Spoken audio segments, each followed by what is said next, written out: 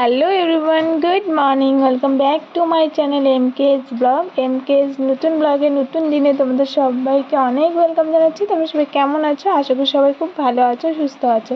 তো এই দেখো, সকাল সকাল ঘুম থেকে উঠে চলে এসেছি আমার ফুল গাছে এখানে। আমার না ভীষণ ভালো লাগে সকালে উঠে, যেহেতু এই গাছগুলো দেখতে আমার ভীষণ ভালো লাগে। তো এখানে এসে দেখতে পাচ্ছি জবা গাছে একটা ফুল হয়েছে, মানে কড়ি হয়েছে, সেটাই তোমাদের সাথে শেয়ার করে দিয়েছি। আর এখানে গোলাপ ফুল গাছেও একটা কড়ি এসেছে, তো সেটা গোলাপ ফুল গাছে 5 নম্বর ফুল বলতে পারো, 5 নম্বর ফুল বা 5 নম্বর কড়ি বলতে পারো। আমার না ভীষণ প্রিয় একটা গাছ বা প্রিয় একটা ফুল গোলাপ ফুল।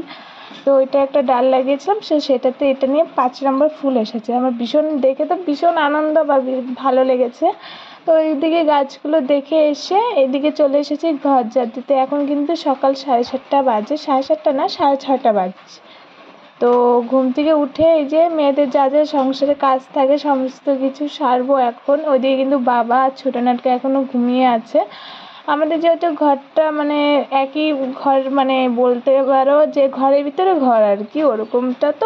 তো সেজন্য আগে বাবার ঘরটা, রান্নাঘরটা ঝাড় দিয়ে এসেছি, আর এসে আগে বাবার ঘরটা ঝাড় দিয়ে নিচ্ছি। এখন বাবার ঘরটা ঝাড় দিয়ে যাবো বাইরে। তো এই যে এখন তো ঘরটা ঝাড় দিয়ে নিন, ঝাড় দিয়ে বাইরে গিয়ে আবারও তোমাদের সাথে দেখা হচ্ছে। তোমরা পুরো ব্লগটা এন্ড পর্যন্ত কিন্তু দেখবে। সবার কাছে অনুরোধ রইল পুরো ব্লগটা এন্ড পর্যন্ত দেখার জন্য।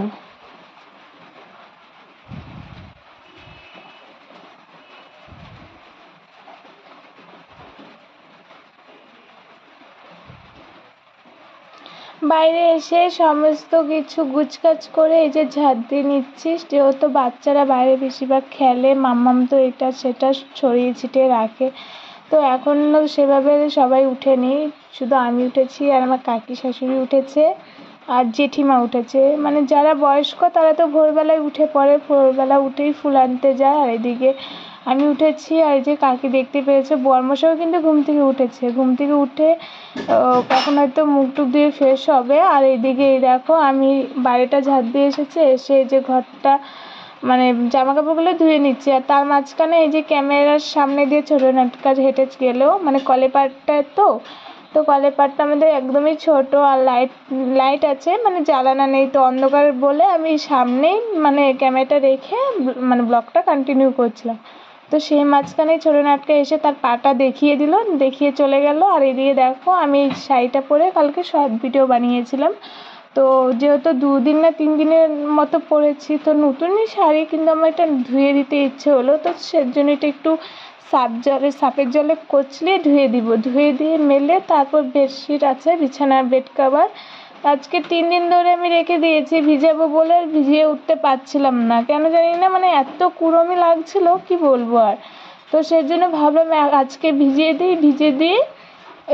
রেখে দিই, তারপর দুপুরবেলা ধুয়ে দিব। আর এদিকে দেখো বরমশাই যেখানে কাজ করে সেখান থেকে রান্নার চলা এনেছিল, যেহেতু এখন বর্ষার দিন আর আমাদের গ্যাস শেষ হলে সঙ্গে সঙ্গে বুক করতে পারি না, তো সেজন্য এনে রেখে দিয়েছে। একটা ছোট্ট উনুন আছে, ওটাতেই রান্নাটা করার জন্য, কখনো যখন গ্যাস শেষ হয়ে যায় তখন ওটা দিয়ে রান্না করি। তো সেজন্য বরমশাই এনে ঢেলে দিয়েছে, বললো যে এগুলো একটু শুকাতে হবে, কাঁচা আছে, তো আমি মেলে দিই, তুমি পরে উঠিয়ে নিও। আমি বললাম ঠিক আছে মেলে দাও। ওদিকে কিন্তু জামা কাপড় যে কটা ছিল ধুয়ে মেলে দিয়েছি। আর এইদিকে দেখো মাম্মাম ঘুম থেকে উঠে গেছে, মাম্মামকে মুখ ধুয়ে দিয়েছে। আর সকাল সকাল ছোটো নাটকা পাঁপড় ভেজেছিল, তো মাম্মাম ওটা দেখে আর মানে থাকতে পারিনি, ওরও লাগবে, তো ও একটা পাঁপড় নিয়ে বসে পড়েছে।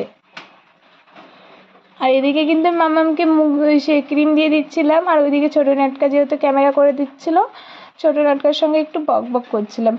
আসলে কি বলতো, ছোটো নাটকা যখনই বাড়িতে থাকে ও আর আমার মধ্যে ঝগড়া লেগেই থাকে আর বকবকানি লেগেই থাকে, কখনো কারোর মুখেই বন্ধ থাকে না।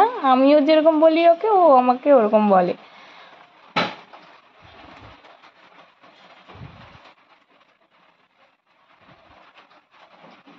যত দিন যাচ্ছে মাম্মামটা আমার বড় হয়ে যাচ্ছে। এখন তো কখনো কখনো মনে হয় কেন এত বড় হচ্ছে, ছোট থাকলেই ভালো হতো। আবার কখনো কখনো মনে হয় যে কত তাড়াতাড়ি না বড় হচ্ছে ও। এখন কিন্তু মাম্মার বয়স প্রায় মানে 3 বছর হয়নি, 1 মাস বাকি আছে 3 বছর কাছাকাছি। তো মাম্মাম এখন অনেক কথাই শিখে গেছে, এখন তো মাঝে মধ্যে হিন্দি কথাও বলতে পারে। তো সেটা শুনে ভীষণই ভালো লাগে। আর এদিকে দেখো ভীষণ দুষ্টুমি করে। তো আমি ওকে মাথা চিনি করে দিচ্ছিলাম, ক্রিম দিয়ে দিচ্ছিলাম, ও বলছিল আমি ক্রিম দেবো না, আমার ভালো লাগে না। তো আমি আর কি বুঝিয়ে কথাবার্তা বললে মানে কোনো রকম অন্য মানুষকে করে আমি ওকে রেডি করে দিচ্ছিলাম। আমার কথার মধ্যে যদি কোনো কিছু ভুল হয়ে যায় তো তোমরা প্লিজ কেউ কিছু মনে করো না। আসলে আমি যেহেতু মামামকে নিয়েই সবসময় থাকি, তো আমার ব্লগে এডিটিংয়ের সময় বা পাশে থেকে মামামেরও আওয়াজ আসতে পারে, তো তোমরা প্লিজ কেউ কিছু মনে করো না, ম্যানেজ করে নিও।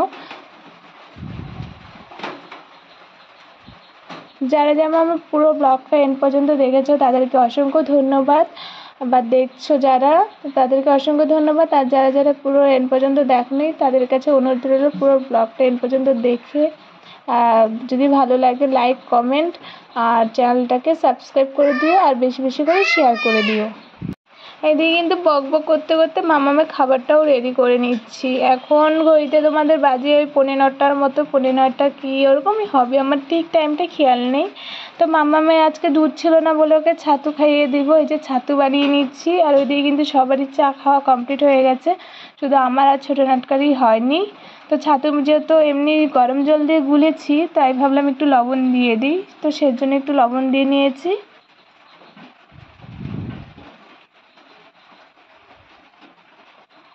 মাম্মামকে খাইয়ে ওই বিছানায় রেখে বই দিয়ে এসেছে, আর এদিকে এসে এই বিছানাটা গুছিয়ে নিচ্ছি। সকালবেলা স্নান দান কিছুই কমপ্লিট করতে পারিনি, তো এখন বিছানাটা গুছিয়ে নিয়ে রান্নার কিছু কাজ কমপ্লিট করে তারপর আর কি রান্নাটা কমপ্লিট করতে হবে। আর এইদিকে দেখো আমি বিছানা গুছাচ্ছিলাম, তার মাঝখানে মাম্মাম এসে হাজির। ওইদিকে কিন্তু ছোটো নাটকার সঙ্গে মোবাইল দেখছিলো, আমি ওকে বই পড়ার কথা বলছি, তো ও বললো অল্প কার্টুন দেখে বই পড়বে। তো ছোটো নাটকার ওইদিকে ফোন দেখছিলো ছোটো নাটকার সঙ্গে।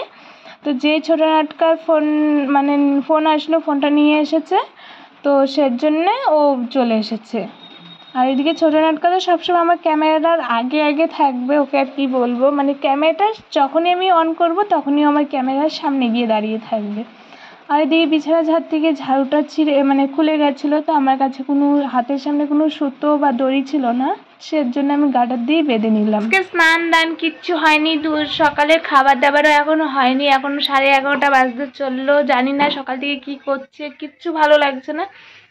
এখন যেহেতু গরম চলে আসে, শরীরে একদম এনার্জি পাচ্ছি না কাজ করার, কিন্তু কাজ করতে হবে, জোর জবরদস্তি করে কাজটা করতে হবে।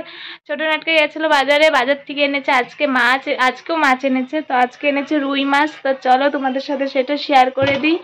তো চলো দেখাচ্ছি, ব্যাক ক্যামেরা করে দেখাচ্ছি। রুই মাছ নিয়ে এসেছে, জানি না রুই মাছ দিয়ে কি রান্না করবে, আজকে রান্নাটা নাকি ও করবে, জানি না কি করবে, আমি নিজেও জানি না। আর এদিকে নিয়ে এসেছে টমেটো, দেখছো, টমেটো না সরি ভুল বললাম, টমেটো তো ব্যাগে আছে, ওই যে ছোট ছোট টমেটো নিয়ে এসেছে। আর এটা হলো লেবু দিয়ে বলে কি রেসিপি বানাবে মাছ দিয়ে। আর এই যে ছোট ছোট টমেটো নিয়ে এসেছে। তো ছোটো নাটকায় কি রেসিপি করবে এই মাছ দিয়ে আমি জানতাম না, তো এখন শুনলাম নাকি ওইটা দিয়ে রান্না করবে, রুই পোস্ত। আর এই দেখো রান্না করতে লেগেও গেছে।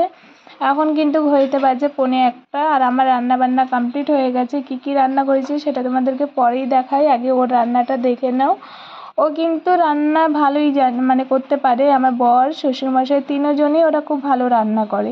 তো ওইদিকে যেহেতু ছোটো নাটকা রান্না করছে, আর এদিকে আমি ভাবলাম যে বিছানার চাদরটা যেটা ভিজিয়ে রেখেছিলাম সেটা ধুয়ে দিই, হয়তো আর পরে ধুয়ে দিলে আর শুকোবে না। এদিকে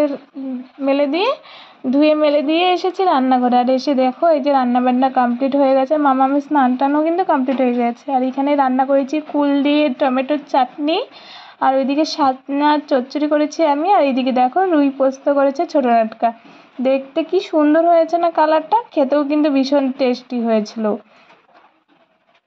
ছোটো নাটকা যখন যেটা রান্না দেখে ইউটিউবে তখন সেটাই রান্না করার চেষ্টা করে। আর নতুন নতুন রান্নার রেসিপি, ও যেহেতু রুমে একাই থাকে, নতুন নতুন রান্নার রেসিপি ও যখনই জানে বা সে ট্রাই করে রুমে, তখন এটা এসে বাড়িতে ট্রাই করবে।